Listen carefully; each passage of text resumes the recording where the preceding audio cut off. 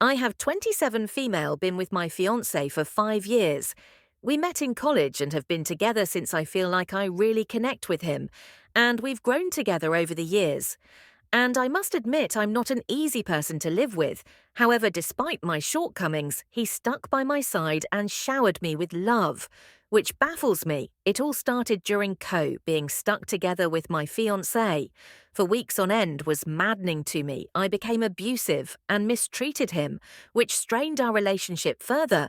My fiancé couldn't understand why I hated spending time with him so much, but I felt suffocated over time. He stopped persisting me for doing things together and sort of withdrew. So our relationship suffered during this period. I felt isolated and craved physical connection. In April 2020, I started messaging a guy I met on a forum. We moved our conversation outside of the forum and pretty soon started texting and exchanging nudes. When the restrictions lifted, I had him come down to visit me, where things got physical. After that, he came down to see me several times. Whenever restrictions would lift, my fiancé never suspected a thing, and our relationship improved. Once the restrictions lifted permanently, my affair continued till late 2022, when I ended it due to guilt and personal turmoil. However, in March 2023, my fiancé was contacted by the man I had my affair with. I had cut him off cold with no pre-warning, and little did I know he had not liked it. So he had tracked me down. I never disclosed him any of my personal details, not even my real name found. I was engaged and spilled everything to my fiancé. My fiancé flew off the handle. I had to confess every disgusting detail in an effort to save my relationship. But once I was done, he decided he longer wanted to save the relationship. He ended things with me and told both sides of the family. Our wedding plans came to a halt. We were looking at a spring 2023 wedding, but now he doesn't seem to want a wedding. I begged and begged him to not tell the families, but he was adamant that it was the right thing to do.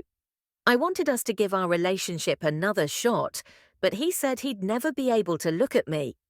The same again, he also called me a sociopath, because he says I lack empathy. Unfortunately, our lease is not up till June, and neither of us is in a position to break the lease, which has led to him being verbally abusive to me.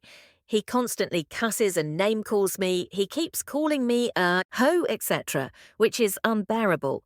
He also keeps posting on his FB about infidelity and tags me in his posts, which is embarrassing. I'm not sure how to make him stop or to manage my feelings about this situation. I think he's growing erratic by the second, and I do not want to live under the same roof as him anymore, much less want to be in a relationship, but he won't leave. And whenever I bring up wanting space case, he crudely says hoes belong on streets, so I should be the one to leave. I'm lost on how to handle this situation. What would you do? Edit. We have not ended things officially, yet our wedding planning is paused, not cancelled. He never said he wanted to break up with me. Story 2, to cut a long backstory short, my wife 30 and I 31 have been living separated for about 1.5 years. Married for 7 years, 1 year of in the same house, because of our 3 children currently living with me. But the new agreement will be 3 and 4 days in alternation with each of us parents. Before the separation, there was a marriage crisis, also some bad bedroom problems, which we have tried to solve with professional help. But at this time, she probably already did not want any more. Before the new arrangement, we saw each other regularly and also talked. Now she has recently remembered that as a child she had a very traumatic experience, which was probably triggered during the marriage crisis. There are also parallels to what happened. She will discuss this another unprocessed with a psychologist and has already made an appointment since she moved out. She has already had several affairs because for her, the marriage only exists on paper anymore.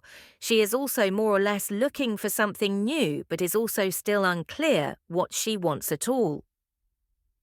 Before the childhood trauma came out, I was actually ready to inform myself about divorce law steps because I realized there was no hope. But since I know about that trauma, I am not really sure anymore. Somehow I have the hope that through the psychological talks that are pending, she can process all the problems and pain from the time before me, and also what happened in the crisis, and then possibly imagine coming back. I know the chance of this is extremely small, and it would probably be healthier for me to just made the cut, but somehow I can no longer let her go so easy, IL. Because of the new knowledge, I'm pretty messed up emotionally and also scared of the decisions I'll probably have to make. And except if anyone has any tips on how I can change my mindset to stop seeing hope, I would also appreciate it. Update one some time has passed. Since my last post, small recap, wife moved out a while ago. In the meanwhile, met and had sexual contact with other men. I was not sure whether I should have hope or not. I have since tried to keep the contact to a minimum and only discuss things that concern the children. This has worked more or less well. We still had a lot of contact, especially because of the upcoming birthday of one of our children. I felt better, but of course still had many bad thoughts about what she does or doesn't do. In regards with men during the last conversation, she assured me that she will not meet any other men anymore because she doesn't want to, and she has to find out what she really wants. First, I was sure that she does it anyway, but had no proof. Then was the birthday of my child. We were together with the family. She was, of course, also present for me. It was super weird. I felt really uncomfortable as she does one unhappy life. And speaking like a friend to me while everything is broken, I also felt that something was weird. The kid's birthday party was planned for the day. After I called her in the morning and told her I thought it would be better if she didn't come, the kids were with me that day. Anyway, I explained why, but she insisted on coming. The party was going well, kids had fun and all, but I couldn't resist. And then it happened. I couldn't stand it. I checked her cell phone and read the messages that she was of course seeing one or two men and that they were also coming to her house and spending the night. I must say that I mentioned several times that I didn't want my children to sleep in the same bed where she was doing things with men. She agreed with me and said she didn't want that either. In an angry reaction, I told her to leave the party. When she asked why I told her that I had read her messages, after that it escalated a bit. She was angry because I have disregarded her privacy. I did not care. I told her how she can be so dishonest, and she should leave, told her that I never want to see her again. She tried to justify herself with sentences, like I tried not to see him again, but I'm only human and weak and blah blah blah. It got a bit ugly in the conversation, but then she left later. I got a message where she admitted to sleep with men and that she will continue to meet with the one she said she doesn't give a about me now. And she doesn't care about my feelings anymore. She said how great the sex is and that she has orgasms. She literally wrote that she also wants to report me for violating her privacy. She thinks I hacked her phone or installed some software, but I still had a fingerprint registered and said I provoked her for me. This was the final line. I now have an appointment with the lawyer and will file for divorce. But what takes me hard is the sentence about the sex.